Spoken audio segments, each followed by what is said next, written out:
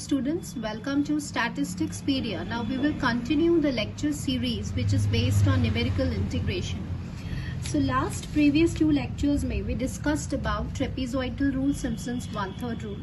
Now in today's lecture we will discuss about Simpson's 3/8 rule. Now student, Simpson's 3/8 rule derive करने के लिए सबसे पहले हमें जनरल क्वाड्रेचर फॉर्मूला डिराइव करना होता है, जो हमने अपने प्रीवियस वीडियोस में डिराइव किया था. So what was that general quadrature formula? General quadrature formula आपका ये था.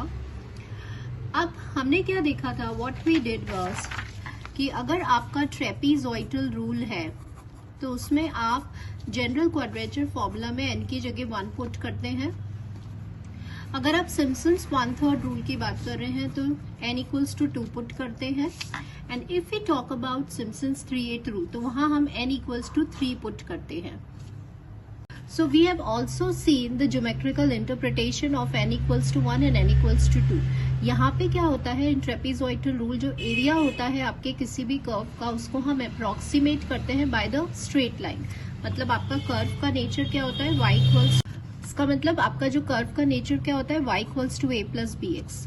नाउ सिम्पसन्स 1/3 रूल में जब हम n इक्वल्स टू 2 पुट करते हैं, मतलब आपका जो भी कर्व है, कर्व आपका क्या है, y equals to F X. तो इस एरिया को आप कैसे डिटरमाइन करते हैं, it is approximated by the n equals to 2, मतलब a प्लस, और you can write ax square plus bx plus c, quadratic polynomial से.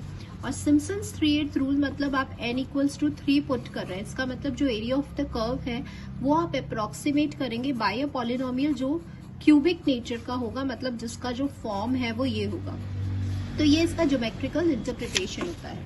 नाउ स्टूडेंट्स, जब आप जनरल क्वाड्रेचर फॉर्मूला में आपको ये पहले डिराइव करना होगा पूरा expression, and then you put n equals to 3. So always remember कि जब आप n इक्वल्स टू 3 पुट कर रहे हैं तो जो डेल क्यूब के बाद जो हायर ऑर्डर डिफरेंसेस हैं, मतलब हमारे जो डिफरेंसेस हैं वो कहाँ तक जाएंगे, डेल क्यूब तक जाएंगे. उसके बाद जो डेल 4 है, डेल 5 है, वो हमें नेग्लेक्ट करना है. ठीक है, बिल्कुल ऐसे ही हमने यहाँ पे भी किया था. जब n इक्वल्स टू 2 था तो आप कहाँ तक डिफरेंस ले रहे थे, डेल स्क्वायर तक, और बाकी सारे डिफरेंसेस आप नेग्लेक्ट कर रहे थे. जब n 1 था तो कहाँ तक डिफरेंस ले रहे थे, डेल तक, और जब n 3 होगा तो कहाँ तक डिफरेंस लेंगे, डेल क्यूब तक. So here I have written that put n equals to 3 and neglect all the higher order differences which is more than 3.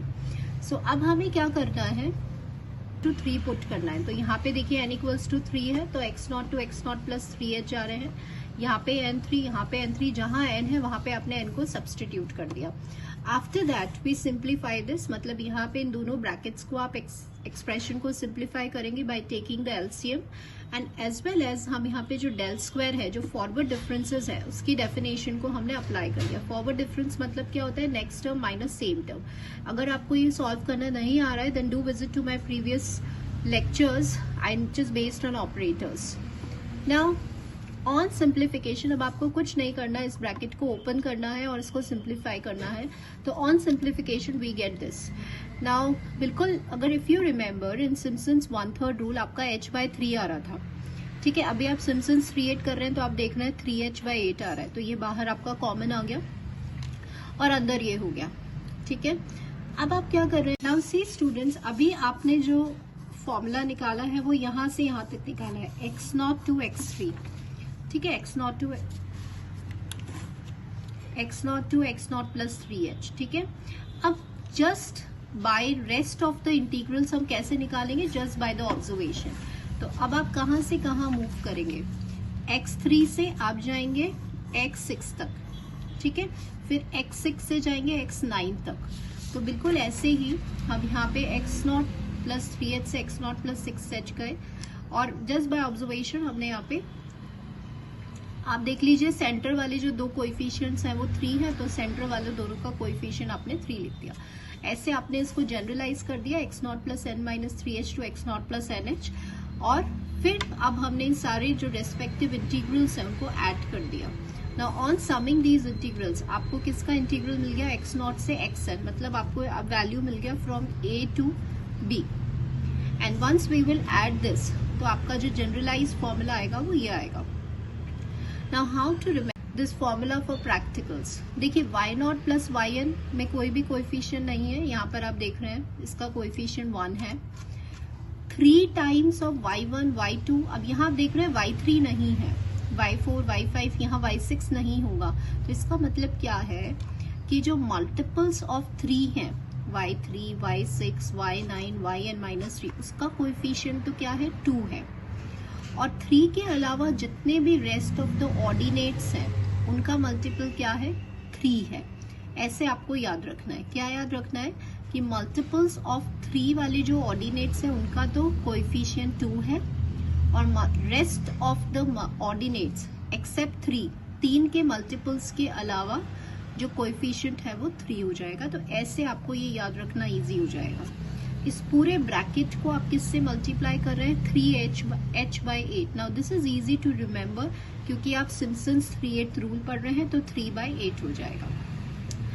So hope students you got this concept of Simpson's 3/8 rule. Now मेरा बस आपसे एक ही ये request है कि अगर आप numerical integration पढ़ रहे हैं तो please do visit from lecture 1 से, क्योंकि लेक्चर 1 से आपको अगर आप वीडियोस देखेंगे तो आपको ये एंटायर सीरीज जो है ये पूरा सिम्पसन्स 1/3 अच्छे से समझ में आएगा, क्योंकि हमने प्रीवियस लेक्चर का जो डेरिवेशन है उसको यूज करके ही ये सारे डेरिवेशन डिराइव करे हैं। So do visit in the series of lecture series of numerical integration to understand it more clearly. So hope you got this. Thank you all the students.